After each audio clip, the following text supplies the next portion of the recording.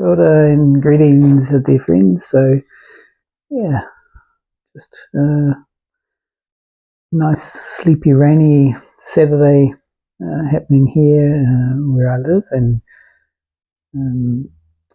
got a cranial sacral seminar coming up in a couple of weeks, and so really looking forward to that, and been really looking forward to teaching the students embryology.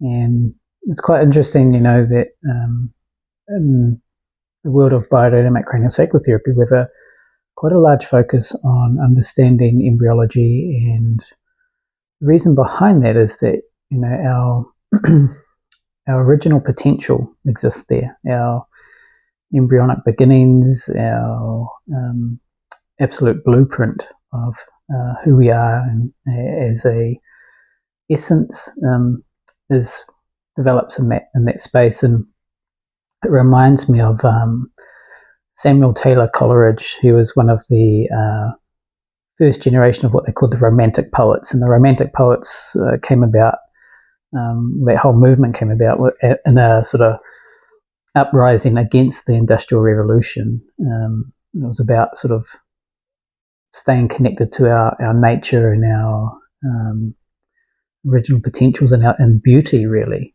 And he has this beautiful line in one of his poems, and he says, the 9 months preceding our birth is probably more filled with adventure and challenges than the 70 years that follows. And so in Old English, score meant 20 years. And so he was talking about, the previous 9 months before our birth had larger adventures and absolute journeys that we take as little cellular, biological, embryological organisms than the next 70 years of life post-birth. So interesting thing to consider, and it can be a little bit of a paradigm shift. And I'm a big fan of paradigm shifts, particularly when I can see the usefulness in them. And one of those paradigm shifts that I really want to speak to a little bit today is this embryological potential, this absolute wholeness and field of fluidity that we exist in as embryo. And the world of embryology you could spend probably 10 lifetimes looking at, and the more you deepen into it, the more you realize what you don't know. But there's a few things that, particularly in the world of biodynamic craniosacral work, is really beautiful to understand. And so one of them is our original potential. And the other thing to consider is around what happens, like how do we actually develop? Like what is it that happens when we come into form? And there's multiple theories around that embryological process. The one I'm most drawn to is a biodynamic model, which in biodynamics is sort of the life force model, or another way to say that is dynamic morphology, which is about how we come into form. And it's really about sort of order and orientation, these two larger concepts of how do we orientate and order ourselves. The father of craniosacral work, or the cranial concept, which is what it was called at the time, William Garner Sutherland, said, there's an intelligence that drives us with a capital I. And the founder of osteopathic medicine, Andrew Taylor Still, said, life heals itself. And one of the founding or most fundamental principles of biodynamic craniosacral work is that there's always health in the system. And if we can orientate to it, then we can resolve the compensatory patterns that are existing within us, both on a physiological level or a somatic or body level, and also a psychological level, as the mind-body is interconnected. It's not mind and body, it's mind-body as one. And so this is the passion that I have for biodynamic cranial sacral work, is that when we can really drop into this orientation to the intelligence within, to the ordering forces that bring us into form, or this embryological potential, we can really see some amazing transformations. And I witness these transformations a lot of my days when I'm working in this space. It just blows my mind every time. And I've also had my own experiences with that. And so, what is orientation? Well, orientation is how do the forces organize us when we are coming into form. So week one in the embryological development, what we know is it's a sort of focus on our inner world. It's when post-conception and we're coming down in the fallopian tube, and we've sort of created this orientation to our inner, and we're multiplying rapidly. And then comes week two, and there's this sensation of compression and multiplying at a rapid rate that we have to actually start to expand out. So, we're going in, the gesture is sort of coming in, and then we start to need to go out. And that first out, that week two, is when we come into what's referred to in embryological terms as either nidation, implantation, or nesting. Now, I like the term nesting. It has a softer quality for me. And interestingly, in our adult form, this is where implant is in the back of our body, where the embryological imprint lies. And so I don't like just to study the theoretical knowledge of embryology. I like to look at it through also an embodied lens, or an experiential lens, where we really get to explore this stuff in our seminars and our workshops. And I'm developing an actual course specifically around embodied embryology, because it's a fascinating space. And there's so many adventures and processes, as sort of Samuel Taylor Coleridge referred to in his little poem, that absolutely blow your mind and really give you a deep appreciation or gratitude for life. That the things that we have survived to be here is incredible in that time. So I just really want to name that just now, because it's, I can feel quite a tenderness in my heart as I name that. I have deep gratitude. It's like the absolute mystery of life. And as I'm naming that, I can hear my beautiful baby boy having a little bit of a expression saying, I want to get some needs met here. And I can hear my partner tending to that. It's beautiful. It fills me up, and look forward to getting in amongst that and that family time after this video. And so, the second week of expansion coming out, and is also our first time that we come into a relationship with an other. This phase of nesting. And then this interesting thing happens in week 3, where we first develop a core. That's about, can be somewhere between day 12 and 15, and we'd start to develop this core. And the first thing before what's called a primitive streak forms is the primitive node, and that becomes our first space where we embody, which is the primitive heart. So the heart, interestingly, is the very first expression of our middle or center that forms, and it actually starts on the periphery. It starts out and then comes in. So there's many layers to embryology, and particularly the embodied experience of it, and a lot of quite fascinating processes that we can deepen into.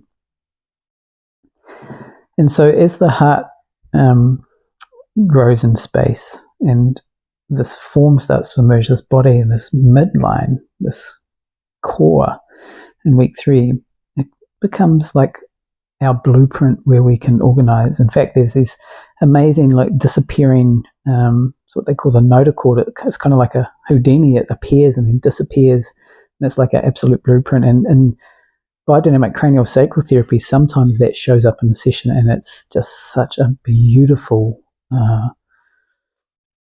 experience in that moment. It's just like the blueprint shown up, and whatever compensatory pattern has happened within life thus far, it's like reorganizes around that notochord, that blueprint energy. And so that's what I really wanted to say a little bit about embryology and the potency of for bodywork practitioners, as also as somatic practitioners or those that offer somatic therapies. And bridging the two can be such a beautiful place where, if we have an understanding of the roots of these things, because a lot of psychotherapies and a lot of therapies begin at birth, or their theory begins at birth, where in the realm of biodynamic craniosacral therapy and pre and perinatal psychology, we look at 1 year preconception. And so all of that 9 months and what's happening within the larger context, family field, 1 year preconception can influence how we come into form. So, it's getting a bit of the paradigm shift here is really looking at what is it like for us as, you could call it spirit, soul, consciousness coming in. And in womb surround process workshops, we see this dynamic show up where the ambivalence of someone coming into a field that has had some challenges in it can be a real thing, and it can stay imprinted in the psyche and the body and the physiology of how we express ourselves in the world.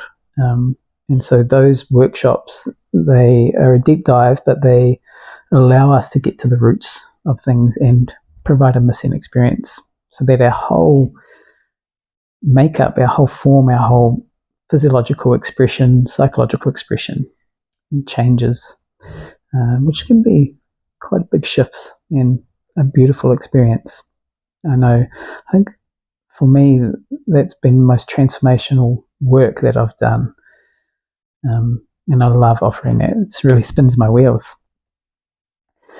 And so this middle appears, this space appears, and if I just come back to that, if I was to talk about what the work's really about, the work's really about really reorientating, and so that our original potential can express itself. Our early embryological potential, the absolute essence of us, can express itself in its authenticity and beauty, and just be who we are meant to be.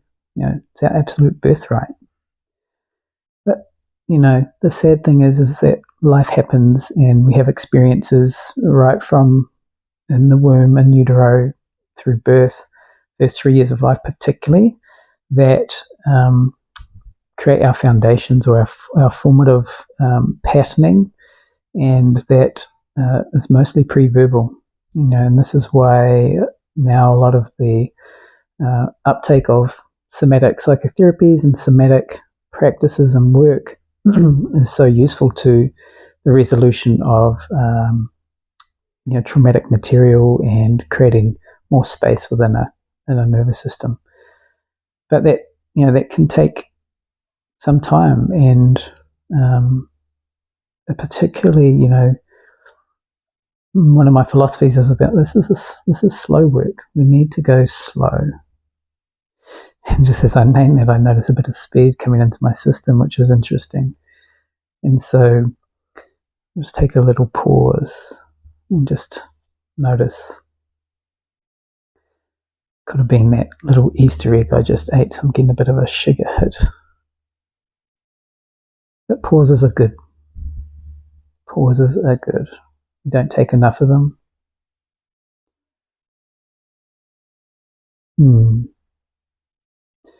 So yeah,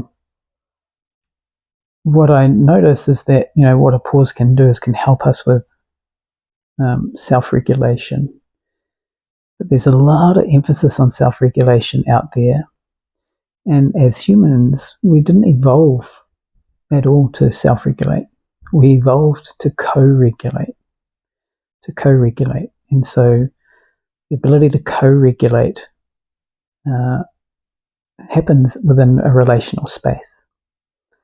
And so if you're out there and you're trying to heal via practices by yourself, it can be super challenging, particularly if there's relational dynamics involved, because relational wounding can only be tended to within relational space. And that's why sometimes our relationships can be sometimes our biggest stimulators of our material, because it's allowing us the opportunity to explore these opportunities so that we can come back to the gifts that we all bring, the embryological potential. And so if I just show you here, we exist within fields and layers of support as we come into form. We have the amniotic fluid, we have the yolk sac, we have the chorion, and we have the uterine environment, and we have our mother, and we have the larger family field that exists, the father or the partner, and then the larger family context. So all of that can influence the imprints that we carry. And those imprints can show up in a myriad of ways, and this is where the somatic practices and therapies, someone gestures with a sort of shoulders come up, and that can be a gesture of what's happening embryologically. It could be a gesture of what's happening from a conception point of view. This is some of the core of this material, and it can be tender work, but it can be beautiful. The idea is that we want to be able to create as much space within so that we can just hold it all, but it doesn't drive us. It's like we can step outside of the imprint rather than being driven by it. An interesting thing about imprints, or may have heard other terms called implicit memory. It's usually this is the stuff from 3 years and back to preconception, our formative experience, our absolute foundations, and it sets us up for life and how we live our lives and how our worldviews and belief systems are wired, and gives us the ability to either feel that the world and relationship spaces are safe, or that there's fear and that they're unsafe. And so this is where a lot of our attachment dynamics come from.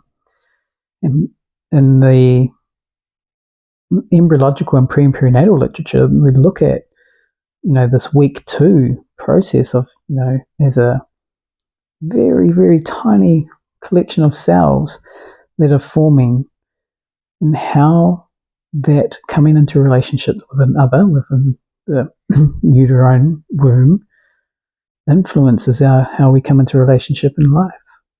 And we do some processes and process workshops around this, and sometimes I do this with one-on-one clients where we explore that phase of development, and it is fascinating, the information that shows up between us and the we space. And what is the we space? It is the space in between. What is in that space? What comes in, and what has been in that space that influences our makeup, our form, our development. And, as we sort of explore that, we start to get into this larger conversation around the fields that we exist in. And we have our personal field, our, might have heard personal space. And we all have a different variation of where that might be. And that sort of works at the level of our physical, our body, but there's also this space around us, this invisible air that we're suspended in. It's also part of our, personal space. And then if we expand out into a bit more of a wider field phenomena, which is subtle and palpable.